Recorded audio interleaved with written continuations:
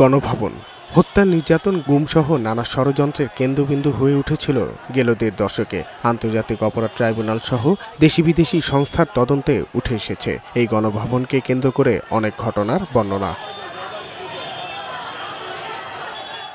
১৪ জুলাই ২০২৪ চীন সফর পরবর্তী গণভবনের এই সংবাদ সম্মেলন থেকেই কোটা সংস্কার আন্দোলনকারীদের এভাবেই কটাক্ষ করেন তৎকালীন প্রধানমন্ত্রী শেখ হাসিনা।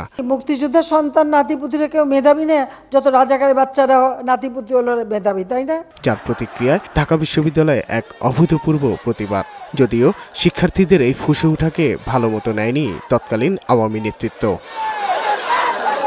জবাব দেওয়ার জন্য এই বক্তব্যের জের যেমন হওয়ার কথা ছিল তাই হলো। বহিরাগত সন্ত্রাসীদের নিয়ে একযোগে সাধারণ শিক্ষার্থীদের উপর হামলা চালায় ছাত্রলীগ। আন্তর্জাতিক অপরাধ ট্রাইব্যুনালে শেখ হাসিনার বিরুদ্ধে আনুষ্ঠানিক অভিযোগপত্রে গণভবনের এই বক্তব্যটিকে হত্যা ও নিপীড়নের উস্কানি হিসেবে দেখানো হয়েছে, যার প্রথম দৃশ্যপট হয় রংপুরে। আমি আন্দোলনরত কোমলমতি ছাত্রছাত্রীদের নিরাপত্তা নিয়ে অত্যন্ত উদ্বিগ্ন। ১৭ জুলাই গণভবন থেকে শোকের আবহে শিক্ষার্থীদের এমন নিরাপত্তার কথা বলা হলেও কার্যত তারপর থেকে আরও নির্মম নিপীড়ন চালানো হয় ছাত্র জনতার উপর। ঢাকার যাত্রাবাড়ি, রামপুরা, উত্তরা সায়েন্স ল্যাবের মতো ক্ষোভে উত্তাল হয় গোটা দেশ। শহীদের কাতারে নাম লেখায় অনেকে।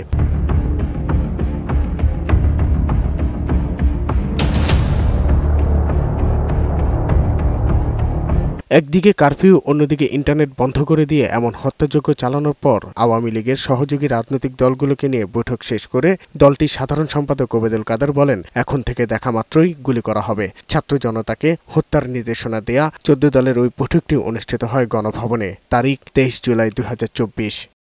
এর পরের দিনগুলোতে শহীদ আবু সাঈদের পরিবারসহ শহীদ পরিবারকে এনে সান্ত্বনা দেয়াসহ নানা নাটক মঞ্চস্থ হয় ঐতিহাসিক গণভবনকে কেন্দ্র করে। এত কিছু হয়ে যাবার পর ৩ আগস্টে এই গণভবন থেকে শেখ হাসিনা সেটাই বললেন, যার ন্যূনতম সম্ভাবনাও উড়িয়ে দিয়েছিলেন মাত্র ২০ দিন আগে।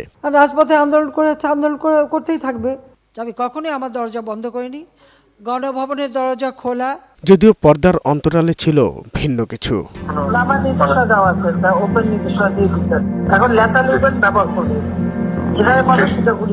শেষ মুহূর্তেও সীমাহীন বল প্রয়োগ করে ক্ষমতা আটকে ধরে রাখতে গণভবনে নানা কিছু ঘটে থাকে। স্বৈরশাসকের মতো হত্যাযজ্ঞ চালাতে থাকে শেখ হাসিনা।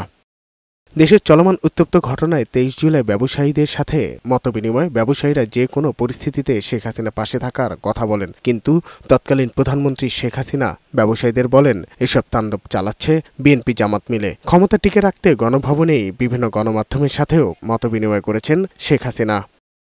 সাজ্জাদুর রহমান, বৈশাখী সংবাদ, ঢাকা।